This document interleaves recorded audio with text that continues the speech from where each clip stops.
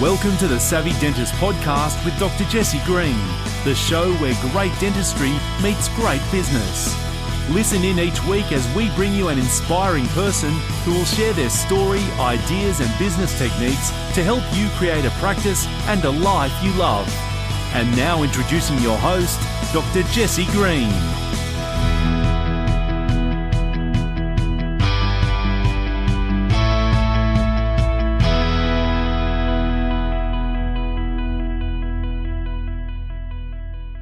Hello everyone, welcome back to the Savvy Dentist Podcast. It is great to have you here as always. It's Jesse Green at the control panels, and my guest today needs no introduction. Michael Yardney has been around the investment space for years and years and years. I've read many of his books, I've read heaps of his material, watched the videos, and it is an absolute thrill and pleasure to be able to welcome Michael to the show, one of the great Australian thinkers when it comes to wealth. So thank you so much for taking the time, Michael. It's great to have you. My pleasure being here, Jesse. Michael, your business Metropole has been around forever and a day. And of course, I want to talk to you a little bit about wealth creation more broadly than that. But before we do get into the work that you do and how you've found your way into that, I'm curious to ask a little bit about your background, because I'm 50 this year. I've been around the block a few times. So I've known of your work for years, but there'll be some people who have just discovered you for the first time. And I'm curious to ask if we could fill in that backstory a little bit. How did you get to this point? Well, always there's a backstory, isn't there? So today, a lot of people recognise me as one of the experts in wealth creation through property in Australia. But I've also, I think, found a particular niche, which is really more about the psychology of success and why some people are rich and others aren't. And so I write a lot about that. I blog about that, podcasts. But it came from the fact that I came to Australia at the age of 3 from a very poor family. My parents were migrants. My parents worked, and a lot of my parents' friends were wealthy. They were rich. They went on holidays and we didn't. So my friends' parents were wealthy as well. And I saw that a lot of them had their own businesses and they owned real estate. And my parents didn't. We didn't go at Christmas holidays and things like that. And I could see that others achieved what they wanted to by, in general, or that's the way I saw it, investing in property. I also saw at that stage real estate agents driving fancy cars. So I wanted to get in early in life and be like them. So my love of property started early. I realized, of course, that there was a lot more to success and wealth than money and how many properties you earn. And so that made me, I guess, ruin the first half of my life chasing the wrong things and chasing money. But over time, I found my passion. And I also found that teaching other people about how to become wealthy and not making the mistakes I'd made or seen other people make, people were prepared to listen, to learn, to pay for that. And so we've built a national company that now has been involved in over $4 billion worth of property transactions, representing clients. So we've never sold property, but we give strategic property and wealth advice, but in a holistic way, because property is really only the vehicle to get there. So what we do is work out where people are, where they want to go, just like you do as a coach. And then we give financial planning advice, wealth advice, strategic advice, asset protection, estate planning.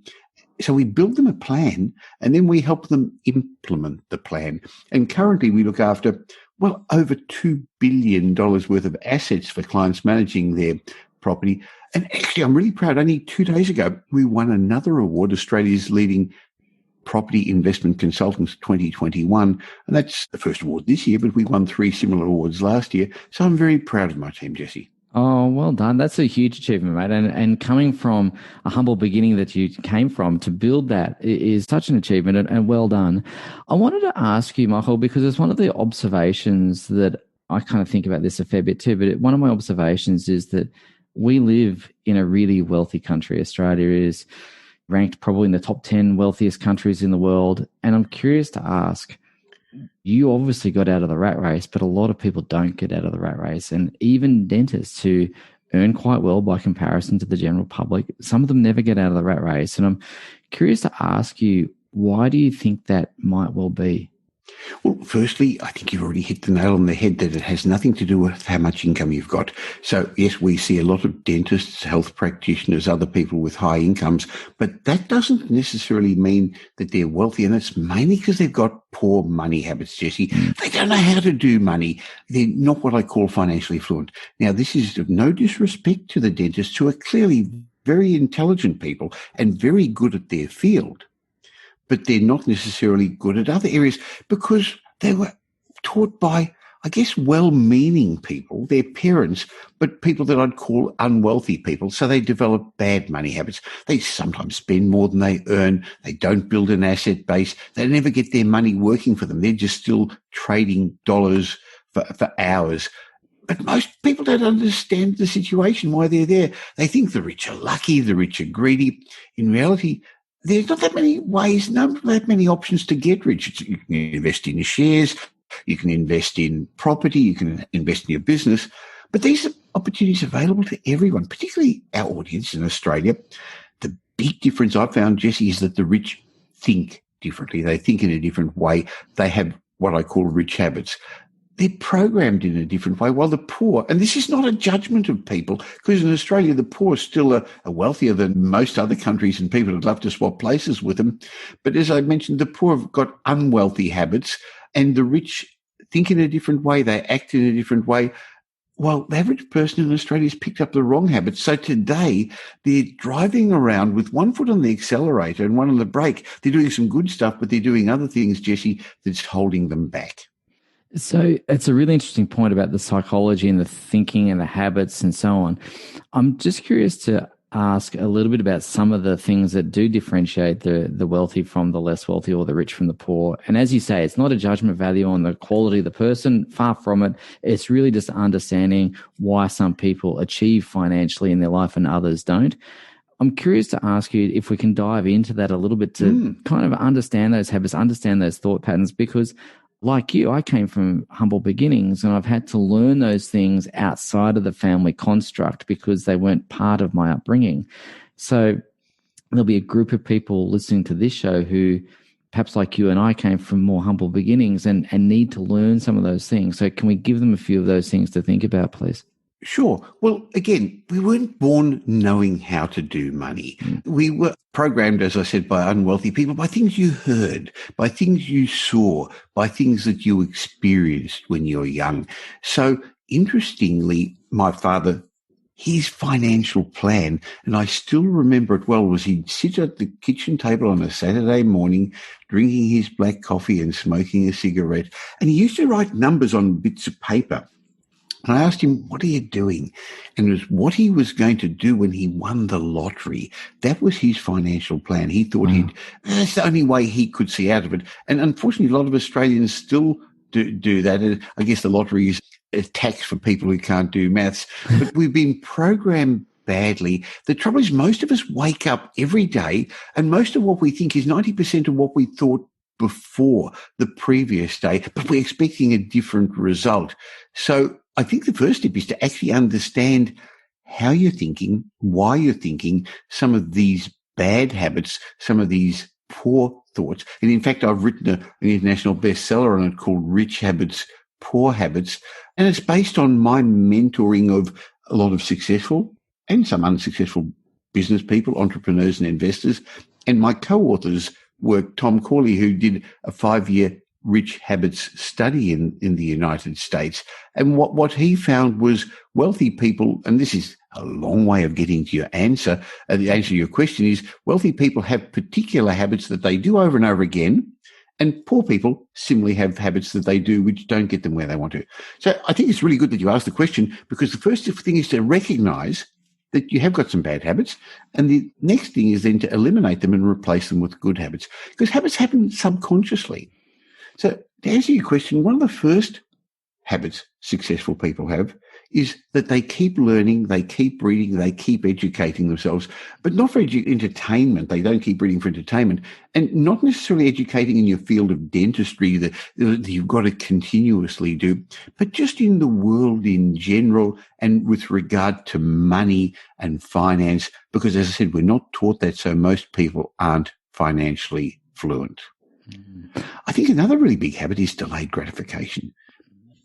Spend less than you earn, save, put it aside, and once you've got a big enough deposit, buy. In my case, I like investing in property, and we recommend that to a lot of dentist clients, or in shares, but actually start to get your money to work for you and have a long-term goal. You've got to learn this delayed gratification. If you do the easy things now, you're going to have a hard life later. If you do the hard things now, Jesse, you'll have an easier life later. So, Michael, what I really like about the concept of habits, it's a bit like compounding. In a sense, the good habits compound one upon the other over time, and you see that exponential growth. But equally, poor habits compound over time as well. And I guess if you're a 25-year-old and you're spending more than you earn, you probably don't see the effect of that right now while you're 25. You see the effect of those poor habits down the track as well. But equally, if you do the right thing, you might not see those results and rewards up front and early, but you could expect quite reasonably to see some wonderful rewards for those good habits over time as well. So the two lines or the two paths begin to diverge, and there is a point where they're wildly different from one another over time. Oh, very much so. So while dentists earn a good living, and it's a hard job, it's a competitive world out there, and you have to trade time for dollars, you've actually got to get out of the rat race. If you haven't got your money, that doesn't mean you stop working, because most professionals won't know anything different and are going to want to continue doing it. But if your money's not making money for you while you're asleep, you're always going to be trading time for dollars. So what you've got to do is start putting something aside and investing it. The problem is we all sort of suffer a bit from lifestyle creep. You earn a bit more, so you get a better car. I deserve it, Jesse. I've worked really hard. I've had to put up with all those difficult patients. I've had to do all that education. Oh, I need a bigger house now. Hey, my friend, the dentist down the road's actually gone on a holiday overseas when we could. So do we. So lifestyle creep is one of the things that catches people. But I think one of the big things is they're just so busy. Professional dentists are so busy that they don't take time for themselves, and they deserve it. They actually don't invest in themselves. It's really interesting, and you're absolutely right. I think most people I know in their practices, in their businesses, they're busy on a day-to-day basis. They are busy. There's not a lot of spare time. So if we're talking about creating some time to invest in themselves, to learn about money, to understand those sorts of things, I know you can't give me a magic number of invest 2 hours a week in your own learning or whatnot, but I've just said I'm not going to ask that question, but I'm going to ask that question because people will probably be thinking, well, how much education? What's a reasonable amount? Do I need to totally shift my focus on this? Or can I do this by reading on the weekend? Or is it something I need to do more than that? Well, let me give you an interesting statistic. I was recently asked by a journalist, how long does it take to become financially independent through property? And I think I disappointed her when I said 30 years. I think she was hoping it would be quickly. So first of all, it's a long-term process. There's no get-rich-quick schemes, because if there are, you're going to get caught out. And I know dentists get barraged by people saying, I've got a great property for you. Why don't I get into Bitcoin? Why not get into gold? No, don't do that. So first of all, you've got to understand a little bit about finance and know the right questions to ask. But you can speed up the learning process by getting mentors. You can speed up the learning process of how to run a professional practice, dental practice, by having a coach like Jesse Green help you. If you're the smartest person in your team, you're in trouble, Jesse. So just like they have a coach to help run the business, somebody who sees their blind spots, somebody who tells them what to do, but somebody who's got their interest at heart, not a vested interest trying to sell property or sell structures or super funds or things like that. You can speed up the learning process by standing on the shoulders of your mentors.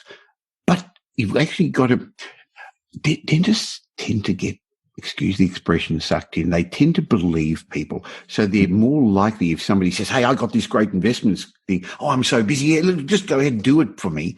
They can get into trouble. So you've got to know what's real, what's realistic, and you've also got to know the right questions to ask. Mm-hmm. So how long does it take? Well, it should be fun also.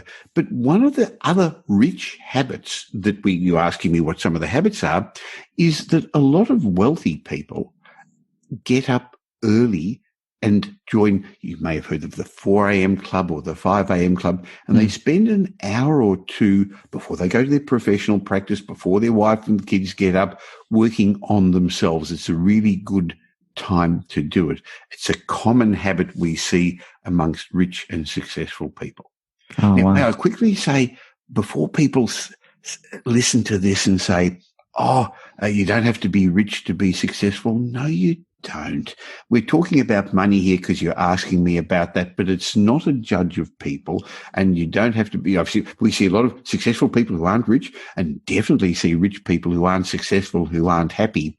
But Jesse, I learned a long time ago, any problem money can solve isn't really a problem. So it actually gets rid of a whole lot of issues, a whole lot of problems, and it lets you enjoy your life, it lets you spend time with your family and your kids. Yeah, I love that. And you're absolutely right. We see that as well, in the sense that we see a lot of people who make a lot of money, and in all candor, they're not as happy as they could be. And one of the things, Michael, we talk about in the coaching that we do is we talk about different currencies: money, time, and meaning. And if you don't have the meaning piece or the happiness piece in there, the other two become a little redundant. So I really, really resonate with that.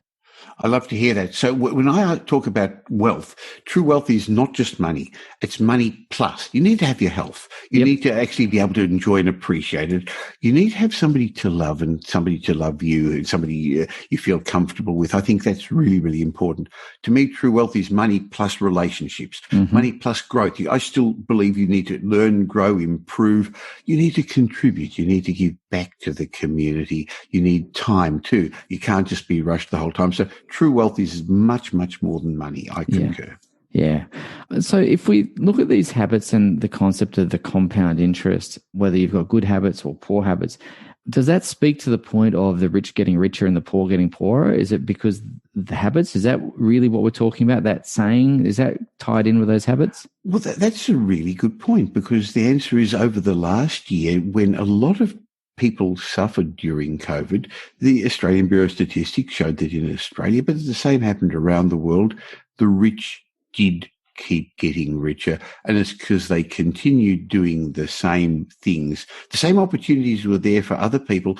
But one of the other interesting habits of rich people that help them keep getting richer is that they believe they're in control of their lives. So when difficult things happen, when bad things happen, and they still get scared, they still get worried, the same as other people, but they believe they're in control. So if you believe you're the pilot of your life rather than the passenger just being taken along for a ride, the more you feel in control, the better you feel. And while the poor tend to be victims, they blame the government, the system, COVID, the boss, my parents, I didn't get a good education. There's no such thing as a rich victim. So you're right, these disempowering beliefs compound just the way the empowering beliefs compound. I really appreciate it, because, again, we've seen, same as what you've seen, the rich have done very well over the last period of time, even with COVID. And I guess that leads me to ask about mistakes along the way. We've spoken about these habits compounding, and even with the right habits,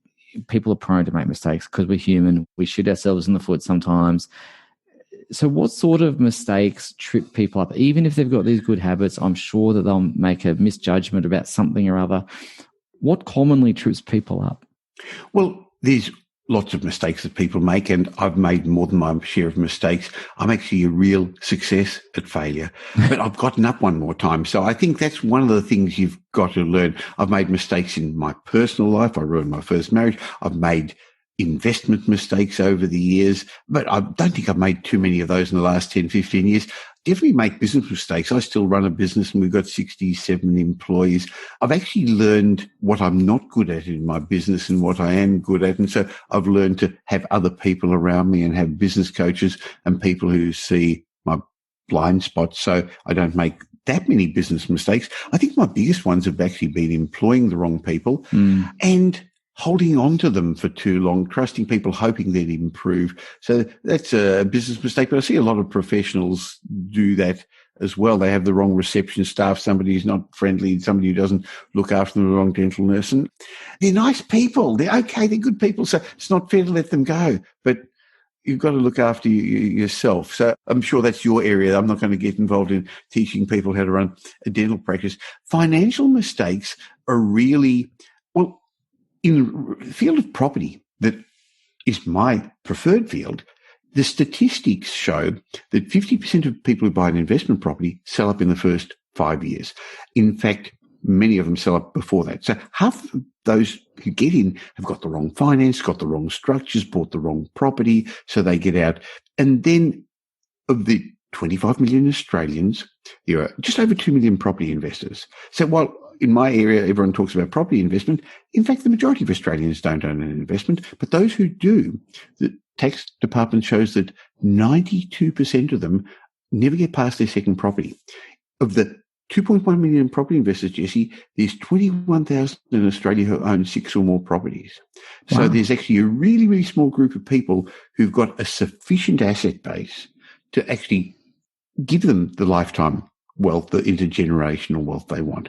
Now, of course, it's not how many properties you've got. I'd rather own one Westfield shopping centre than 50 regional properties. Sure. But the statistics show that most property investors fail. It's because they don't treat it like a business. Jesse, what they do is they go around and buy nearby, next door, in the area they're familiar with, where they want a holiday, where they go on holidays up to Surfers Paradise, and the local estate agents call them ice cream lickers because they were walking down the street licking their ice cream, looking in the windows of their estate agents' shops and buy a property because they're on holiday and they like it. They buy emotionally. Yeah. Now, a good friend of mine who's in business only 2-3 days ago told me that he walked into an apartment, estate agent got him there, and he saw it and he bought it on the spot. Wow. No homework, no research. He sort of fell in love with it. I looked online to have a look. Boy, it's a dud. Having said that, though, what am I going to say? Poor David had bought it and he's already put his house on the market. I mean, I felt like shaking him and saying, hey, mate, you're a good friend. Why didn't you ask my advice? But he bought it emotionally. Yeah. We're normal. We're human. And it didn't make sense in size, the fact that he's got a reasonable sized dog and there's only a tiny balcony and it's hard to get out. But that's a big mistake people make. They actually buy emotionally and they don't think through the numbers and figures. The other mistake professionals make, like dentists, is buying in the wrong entity, buying in their own name. And there's a number of reasons why you'd consider getting proper tax advice before you invest in, whether it's shares, whether it's property, whatever it is. And that is, firstly, the professional liability. Everyone's got professional liability or insurance, but still there's also tax reasons why you may choose the right legal entity. And there's also estate planning. So I'm not just investing for me. I'm investing for my grandkids now. I've got 11 grandkids. So the game doesn't stop. I'm wanting to give into generational wealth. So I'm setting things up for that. So there's some of the common mistakes. Looking at just here and now, buying emotionally, not thinking about the long term, not getting the right finance, and not owning it, properties or investments in the right entity, Jesse. It's a really good thing. And one of the things that I know with dentists is we are trained. If we're not trained, we are either innately or trained to be perfectionistic in nature. Yep. And I remember going through dental school, it was basically either perfect or it was wrong. There was very black, very white, not much grey in between. And so I know that a lot of people are fearful about making these mistakes, and they tend to be high achievers in their work, and they expect that degree of achievement is going to translate into other fields. And it doesn't necessarily, because we might think that we're fairly bright, we've done well with our career, done well with our business. That doesn't always translate into other fields. So I guess one of the questions I wanted to ask you is about risk mitigation. It is about the decision-making process, so that if you are going to enter into a transaction, the sorts of things that you can do to minimize your risk, the sorts of things you should be looking for, also just give yourself a bit of confidence to take that step. Because as you quite rightly point out, most people never get past their second property. And I'm assuming something's holding them back. And I'm curious to understand what that is and then how to get past it. Well, there's a couple of different points there, isn't there? So the first one is dentists tend to be analytical people. That's right. Now, I want my dentist to be analytical. I want him to be careful. I want him to be cautious. I don't want him to be slapdash. No, maybe it's this tooth. No, maybe it's that one. That's the right thing for that profession. But that doesn't translate very well to other areas, including running a business. Running the business of a dental practice, because there are sometimes when near enough is good enough. I'm not talking about with dentistry. I'm not necessarily talking about with investments, but your skills, your education, your high IQ doesn't translate to other areas such as investment, which is part science, but part art. So the data, the numbers, the research that some dentists do when we speak with them trick them, trap them, get them stuck because they're wanting too much detail or not understanding the information the detail can give them. So at Metropole, my company, before we even get involved in a property suggestion recommendation, as I said, we put a strategic plan for our clients, which involves numbers and figures and spreadsheets, what's realistic, what's doable, what's possible, what you shouldn't do. But then some, let's be blunt, dentists are so analytical that they want multiple iterations of this. Now, you can almost make you can make numbers say almost anything you want. So the data is important, but you also need the perspective. The data is available, but you need the on-the-ground perspective. So it's part science, the data, and part art. And so we have a research department that does the big picture detail homework and research.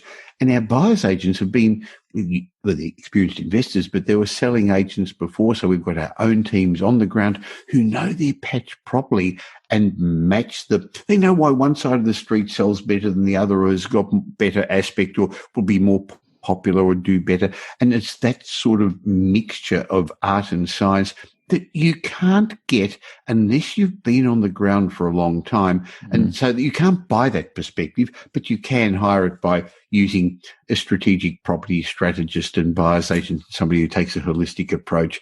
So I've almost forgotten the question you asked me, Jesse, but the answer is analytical people sometimes trip themselves up by being too analytical. Yeah, I really appreciate that. And I wanted to ask you again, just while we're talking about perfectionists, people who are perfectionistic in nature, our audience, dentists, tend to self-flagellate. They tend to whip themselves when they do make a mistake.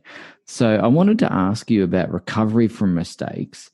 And then I don't know if this is going to be related, but I've heard you have a phrase that you like to talk about, which is adjusting the wealth thermostat. And I'm curious to ask around the mindset around mistakes, recovering from that. And indeed, I'd like it if we could just kind of segue into what you mean by the wealth thermostat. Okay. So first of all, mistakes are okay as long as you learn from them. Now, I'm not saying drilling the wrong tooth or injecting the wrong side of the patient's face is okay. So there's areas where you're not allowed or shouldn't be making mistakes. Indeed. But there are other areas in the world that are not black and white. So therefore, if you're so fixed at work, but you come home to your children, to your kids, to your wife, and you're black and white, how far is that going to get you? Not very far. No. You're going to get into trouble. So I think most dentists will relate to the fact that there's times when it's relevant it's important, it's critical to be exact with your science, and other times when it's not. And so therefore, be forgiving of your mistakes and be prepared to be flexible. But in fact, in my latest book, Negotiate, Influence, Persuade, I talk about the 4 different personality styles, and there's lots of different tests. There's disc profiles and other ways of giving different personality styles. So you've got to understand what sort of person you're dealing with. And analytical people, their biggest fear is getting it wrong and making mistakes. So at least be understanding of the way your mind works and how it's affecting you for the positive and for the negative, and don't beat yourself up if you don't get it right. Just say to yourself, okay, well, If you think about it, 3 years, 5 years down the track, even 2 months down the track, most of those mistakes aren't going to matter. I'm not talking about big financial mistakes, but the mistakes we all beat ourselves up about. And so if that's the case, okay, what have I learned from it? Now, you're not allowed to make a mistake over and over again. That's a different thing. Yeah, absolutely. Love it. And what about the wealth thermostat, Michael? Could you lead into that for me? Sure. So I wondered when I dealt with people, and this started years ago, why most people didn't develop financial independence, despite living in the best country in the world at the best time in history. It was partly, as you said a moment ago, why people stop at 2, 3 properties. And an element of that is they got the wrong properties, the wrong finance. But an element of it is people actually just didn't feel comfortable and they sabotaged themselves. I've seen this with people in their investments, in business, because part of our group of companies at Metropolar, as you know, we've got a mutual friend, Mark Creedon, who is a business coach to business people, not to dentists. And we see people, intelligent people, easy to see from the outside, making mistakes. And I picked what they sabotaged themselves. Look, to be blunt, like I did in the first half of my life, I was angry. If you actually try to grow because you're angry, you're cross, and then all of a sudden you get more money, because at home money meant anger. Money meant fear. Money didn't have good meaning. See, my parents fought about money every end of every month. The budget didn't meet, and so who are they going to pay and who they don't pay? If all of a sudden you get money, you get more of this thing that meant anger in some ways to you, and so people get rid of the wrong thing. They get rid of the money rather than the anger. But there's this psychological barrier that I call a wealth thermostat. In other words, in the room at the moment, there's a pleasant temperature. I can see, even though we're doing an audio, you've got an air conditioning unit above your head, as I have a heating and air conditioning here. And if the window opens and the cold air comes in, the thermostat goes up and it brings the temperature up. If a few people come in the room, the temperature goes down and it stays at a particular level. Well, I found most people have a wealth thermostat also that's been set by the things they heard, the things they learned, the things they saw, the programming they got as a child. And if perchance you end up with a windfall, some money, or your professional practice brings you in more money, and you don't raise your thermostat, Jesse, you're not going to keep the money. I'd like to give you a really good example. I believe if you took all the money in the world and distributed it evenly, it'd be, I don't know, in 4 or 5 years back in the same proportions again. Would you agree with that? I would, indeed. Absolutely. And why is that? That's because you fall back to your thermostat. It's the story of the person who's won the lottery and wins $1 million. And, you know, the story 4 or 5 years later, they've lost it all.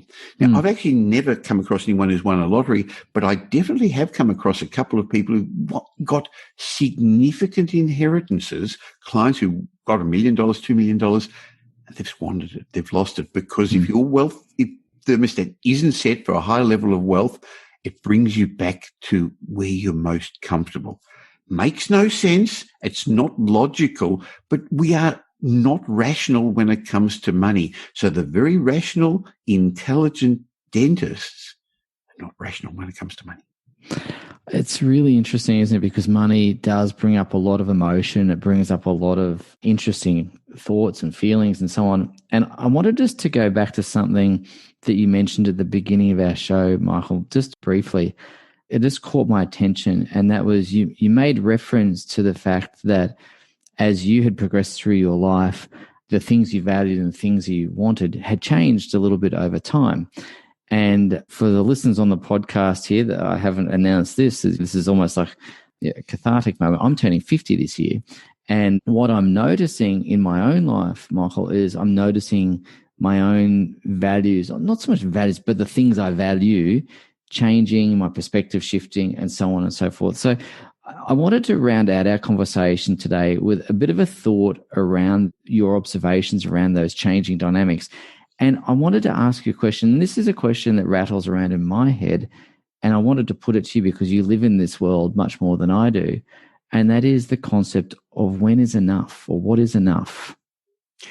Really interesting, because I've just written a blog on exactly that. But let me explain something that wealthy people all share, and that's gratitude. They appreciate what they've got.